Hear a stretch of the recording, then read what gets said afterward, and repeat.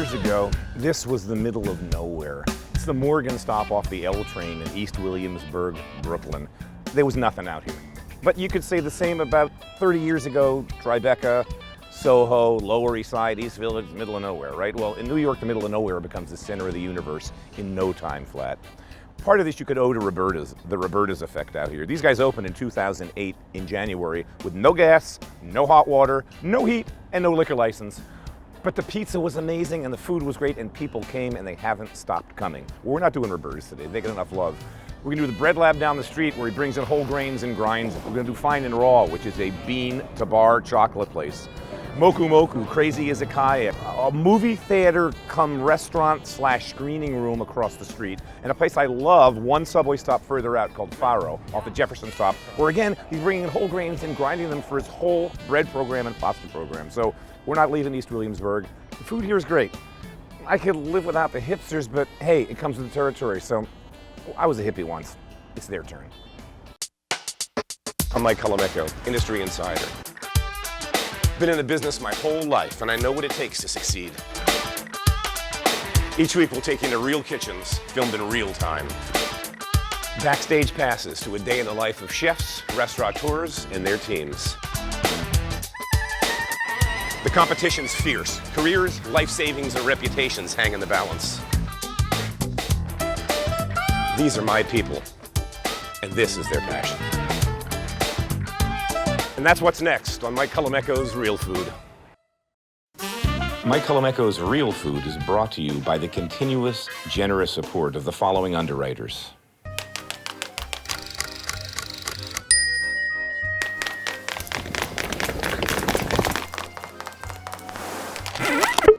Extra virgin olive oil from Colavita, an Italian family brand. Rachel Ray's signature specialty food line, designed for preparing meals at home.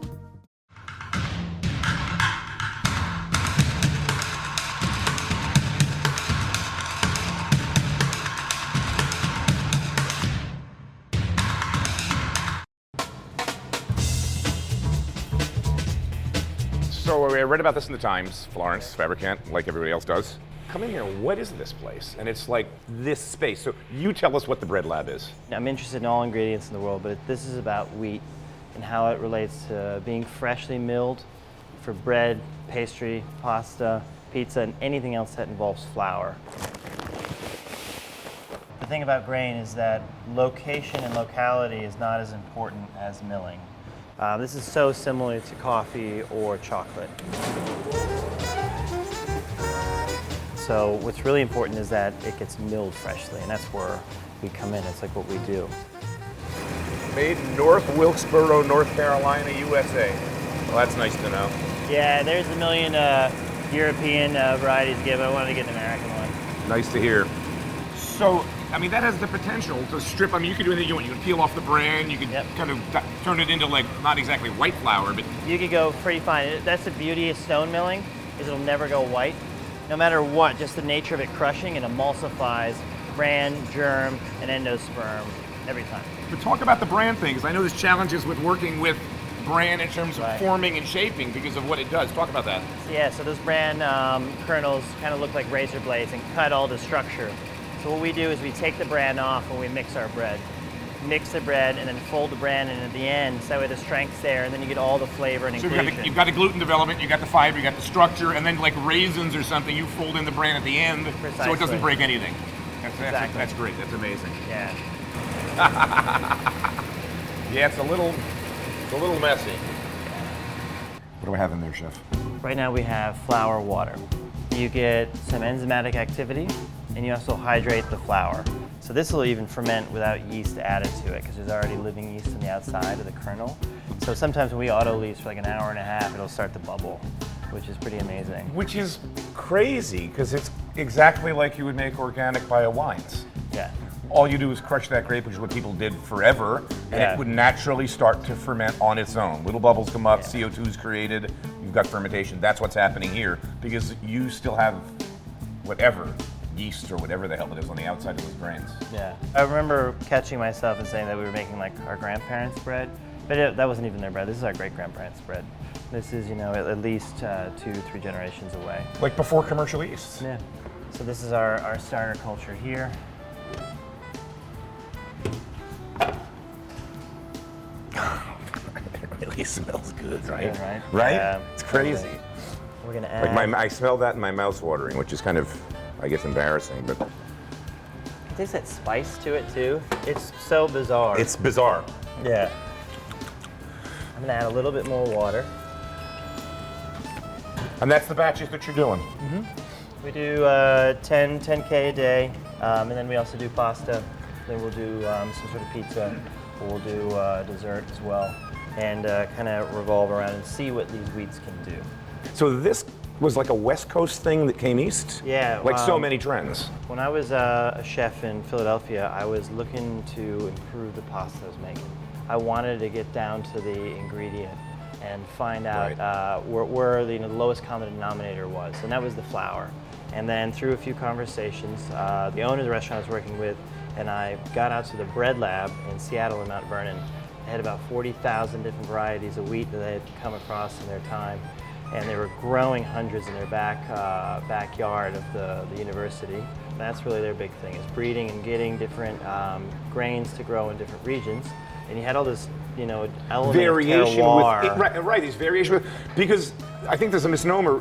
Wheat has not been GMO'd. This is the same wheat that's been growing. Everyone thinks of Exactly. GMOs and they think of wheat and corn. No, Right. wheat. No, Wheat, no. Right. Exactly. But what happened with wheat commercially was, in Europe and then in America, is we got the whole grain, we stripped everything away from it, and because white was so valuable as a color, we ended up Exactly. even bleaching it to get it whiter, and that's the stuff that's like useless. And I actually I love to bring up the point where you said in Europe and here, because a lot of folks think that the stuff that they're eating in Europe is the most pure thing on earth, but it's not. This is a worldwide Yep. thing. This Yep. is everybody. Yep. They really wanted that white pure powder. Which is, Right. at that point, it's like flavorless, or it's like vodka. Exactly. Flavorless, odorless, colorless, useless.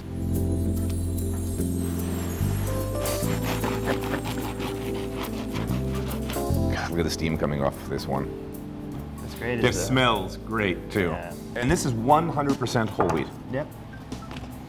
Milled and then mixed. All right. You want any olive oil in yours? Or you want to just eat it straight up? I'm just going to eat it straight up. I want to get it Unbridled. unadulterated.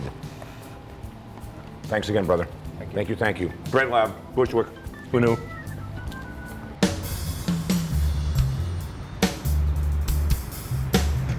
Over here, boys.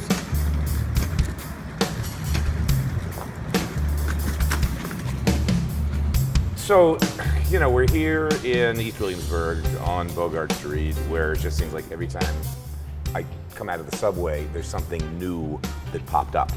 When did Syndicated open? We opened exactly a month ago.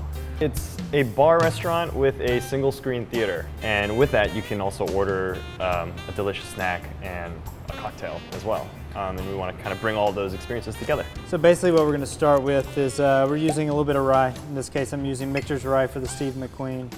So this being a perfect Manhattan, we're going to use a little Carpano sweet vermouth, and then a little bit of the Dolan dry vermouth For balance. for balance. So it's not too sweet, not too dry. And then the kicker, of course, is the snap. That's going to add all the fun flavors. Which you'd like these ginger snap holiday cake kind of flavor Probably things. perfect for the fall, winter. Yep. Little campfire action. We're using a barrel-aged whiskey bitters. We're just going to stir it over a little ice. Brings it down to temperature. It adds your water content Right. because you don't want to drink straight booze. So we can serve this up or on the rocks. Traditionally in Manhattan, it's served up. Yeah. But people enjoy their drinks their own way, and that is the Steve McQueen. What's not to love? Would you want a second? That's the question. Can I order one now? Of course you can. Because by the time we can do this. Okay. We can do this. All Thank right, you, brother. let's do it. Thank you, No thank you. problem. Thank you. Anytime. Delicious. So it's hurricane popcorn tuna, seared rare, with horseradish beet puree, maitake mushrooms, feta cheese, and a little bit of watercress. Tell me about the next dish you're making. I'm making, we call it Sunny Bang's hot chicken sandwich. Sunny Bangs. Yeah, Sunny Bang is a friend of ours. He makes the hot sauce for the dish. It's basically a fried chicken sandwich.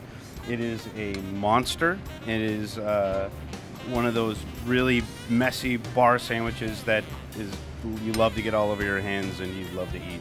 Goes well with booze. Yeah, it goes well with everything. Okay. Yeah. I feel like this neighborhood is ripe for this type of place. I mean, people here love art and culture and old movies, and our movie tickets are $3 a piece. It's like back in the day when I was a kid. Bogart Street. Oh, by the way, movie connection? That is Bogart's family, named after Bogart. Okay. But this street is related to Humphrey Bogart in that it was named after one of his like grandfathers or uncles or something. outta here, I didn't So actually there's know more that. connection for you there. That's brilliant. Who knew?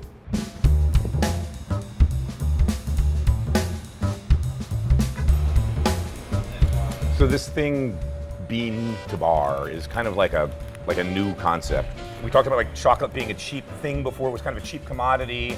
And one of the other like kind of internal politics of it was the actual growers of the chocolate. And they would make no money. Yeah. And with you sourcing beans and a lot of these producers now kind of getting to know who the farmers are, Right. it's like value added for them. I've been down to farms a lot. It's massively labor intensive. You wake up at 5 a.m., you hike an hour into the jungle and you hack down pods. And then that's just the beginning. You know, it's crazy stuff, but If they grow in the middle of forest, in the middle of nowhere. It's real. Yeah. It's real.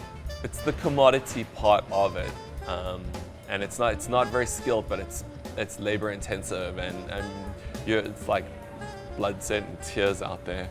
And then it comes here, and then this is where the art gets infused. Over here we have our hazelnut butter chocolate bar being mixed up. It's got a stone base and 2 stone wheels, and it's just sitting here grinding the chocolate away. How many hours?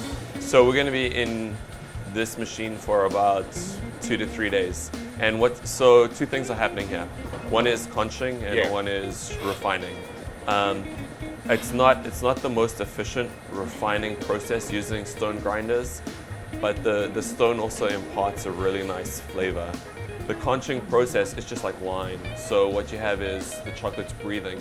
All those round corners, all the astringent aspects, all the greenness, it's being developed.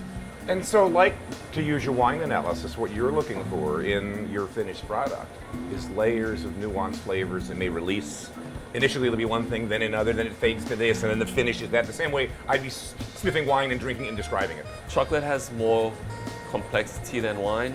It has more compounds in it than wine. The issue is that culturally it's a candy bar, and it's not a fine wine. You don't sit there and there isn't the whole ceremony of opening up a cork and it just like rip that sucker open and shove it in your face as fast as possible.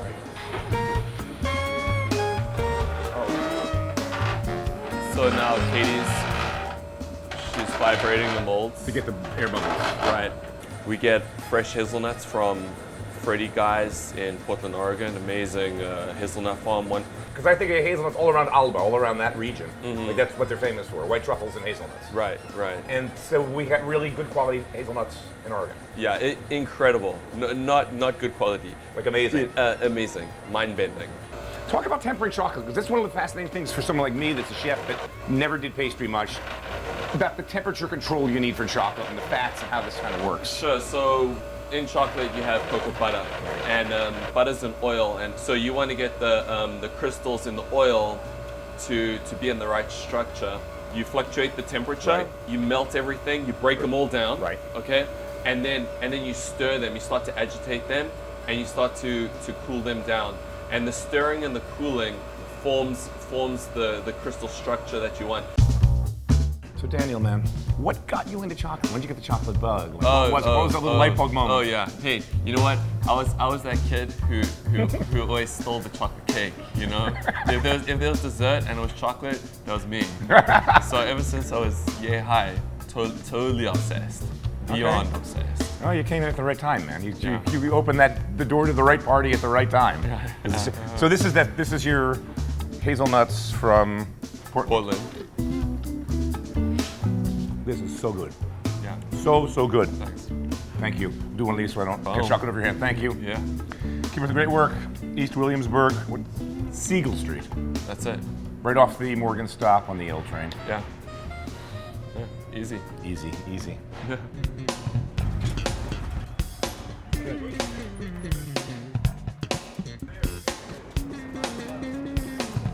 It's like bar food, finger bun. I mean, it's perfect. Glass of sake, glass of booze, whatever, beer, boom, fried stuff, crunchy, delicious. Fire it. Backstory, this kid from Florida. How did you end up here? What, you took the wrong bus? What Well, you know, bumped on the head? Moved here with a girl, you know, about 16 years ago. It was, you know, it sounds like war stories, but, you know, cars on fire, gunshots every night, helicopters. The rare occasion, maybe 2 or 3 times a month, we'd get machine guns. And you think you've heard a machine gun before. No, but you've lived in some bad neighborhoods, and you think, is that a machine gun? And then in retrospect, there was always firecrackers because, like, that's a machine gun, you know? Yeah. So chef, I remember brought us to the last time. There's just this fishy funk to it. Yeah. So it's fermented what? Bonito liver. Here, let me. All right. That's what I did to you the other night. Yeah, you can do that, but. You're gonna pick this. Look at this. Get in there. So that's the sciutto. That's the pure fermented bonito liver. Best. But once that mixes in there, that disappears. No, yeah, it's like Parmesan cheese dipped in like primordial fish muck. Yeah. Actually, the bonitos, they only feed them Parmesan cheese rinds. That's why. That's right. Their diet is Parmesan cheese rinds. This is a chicken zucchini, which is like a chicken meatball. Take the ramen noodles out. Sometimes I get people in here, and I don't mean to, be insulting to anybody, but people are like, well, this isn't authentic Japanese, or, I eat at Yasuda and Masa, and I used to live in Japan. And I'm like, okay, well, great. Look at your check. If you know what you're eating, and you know what quality is, and look at your check, it's not $1,000. And also, too, I like to point out that I am across the street from the international headquarters of Boar's Head Meat. And I have fun with it, But I also take it very seriously.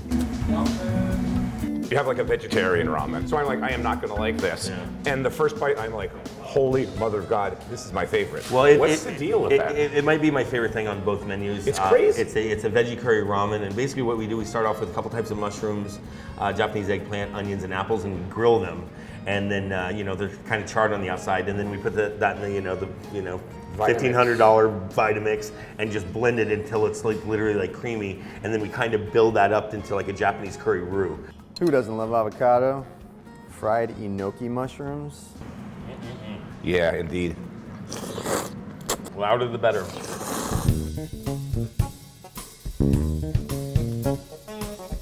Works every time. German made, enough said, man. So we'll do a little bit of the corn first.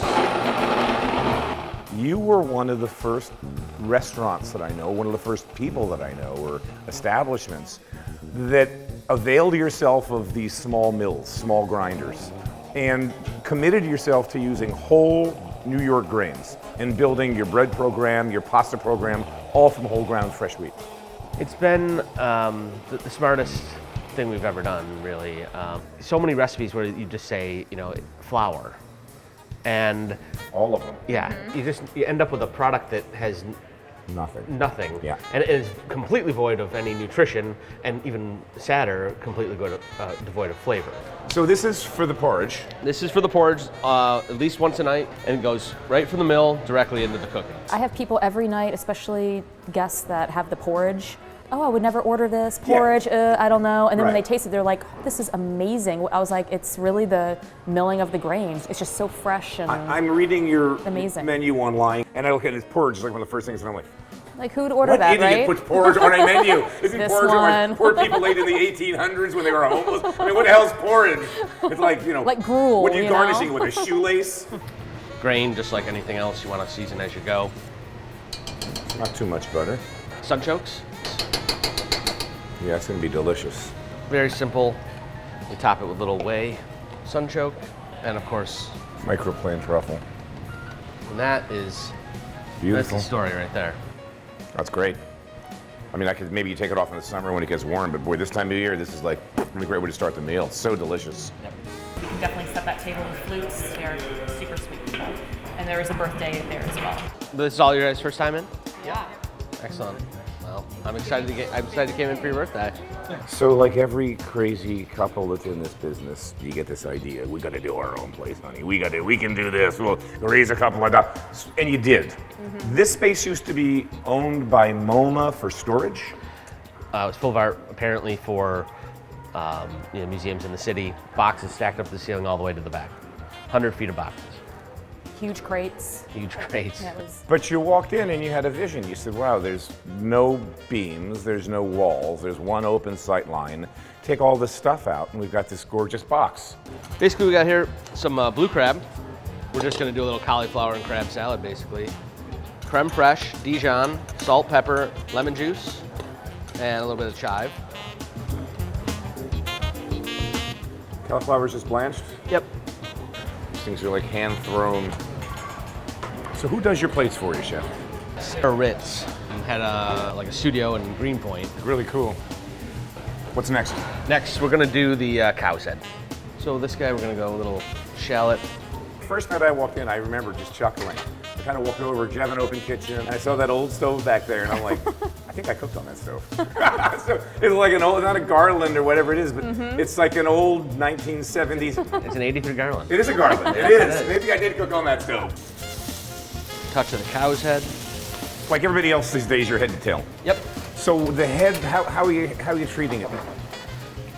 Same as a pig's head. We give it a good long, slow cook. Pick the meat.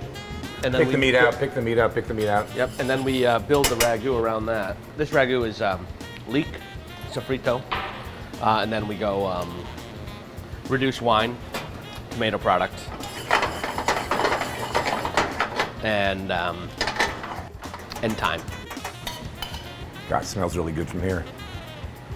Simply finished with a little bit of fennel and cumin, like lime cream. Fennel, cumin, and lime. Just a touch of lime, yeah, and then almond. Cumin.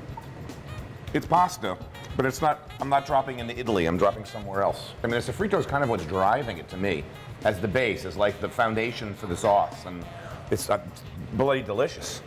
This is not an Italian restaurant by any measure, and yet front and center core of your menu is like 4 or 5 pastas every night, and they're all killer. 9 pastas. 9. Excuse me. That's okay. My favorite dish on the menu, this is my grandmother's dish. Confit chicken with bucatini. About half of them come from fresh milled, different flours, spelt, rye, whole wheat, depending on the day. It's a great vehicle. Squid ink storzapreti with cured skate wing, topped with a pumpkin seed pan grattato. Nobody dislikes pasta. It's probably the most consumed thing on the planet. Yeah. Noodles. This is our stuffed pappardelle. We do like a doppio style. There's 2 pieces still connected. And then we're just gonna drop this in the old bath. The old bath. So what's in here, duxelle? Duxelle. Duxelle, mushroom duxelle. Classic stuff. I mean, I've heard sous vide in the last couple of minutes and duxelle. I worked That's at old La school. Bernardin. Yeah, that's old school. Thank you. You're speaking my language. And it gets topped with lamb jus and chef foie gras, watercress. And that is the whole story. The centerpiece, the thing you drop the dough on, is the wood oven. Yep. A big focal point for us, cooking over a wood fire. It's just magical for the food. All the vegetables, all the meat gets finished in there, most of the fish. It's almost like fishing with dynamite. Everything tastes better by cause. And then you have this neat thing with the vegetables that you do, because you have byproduct. You're making pasta, which is egg yolk intensive. So now you're ending up with these delis full of egg whites. How many meringue desserts can I make? Not as many as I can sell. Not enough. Yep. So talk about that, the baked vegetable thing, because it's brilliant. It really is the easiest way to use the fire effectively by individually wrapping vegetables in a dough we make out of salt, egg whites, and flour. And it just seals it in and really makes super intensely flavored vegetables that just taste of themselves. It's that hard. Yeah, it's real hard. With a subtle overture of like a roasted flavor. Normally we wait till they cool a little bit. It's such one of those things where you take a simple onion and do nothing to it, and it turns it into this like thing that is like onion overachiever, you know? Crunchy, sweet, pure, clean, slightly roasted. I mean, it's so concentrated. So good.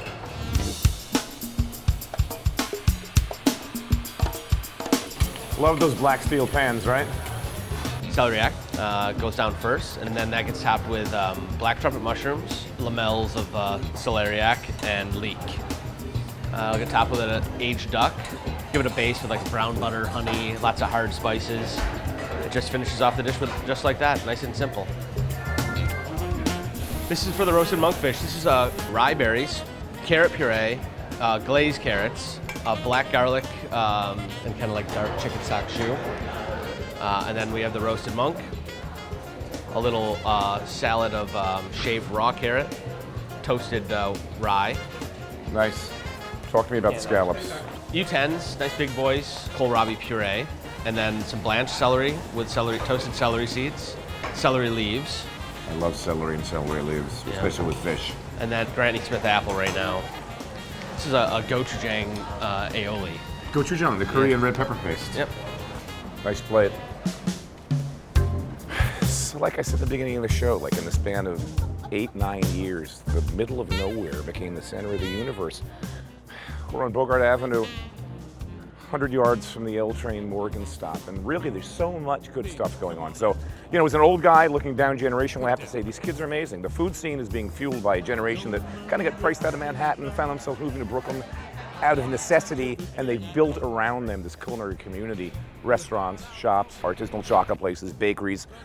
It's great, there's no arguing with it. So my props to this generation, the Xers, the Ys, the millennials, the post-millennials, or whatever the heck they are. They're killing it. They're just raising the bar.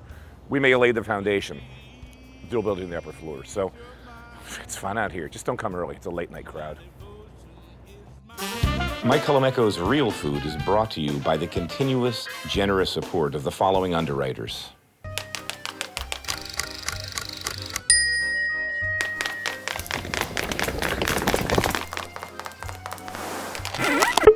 Extra virgin olive oil from Colavita, an Italian family brand. Rachel Ray's signature specialty food line, designed for preparing meals at home.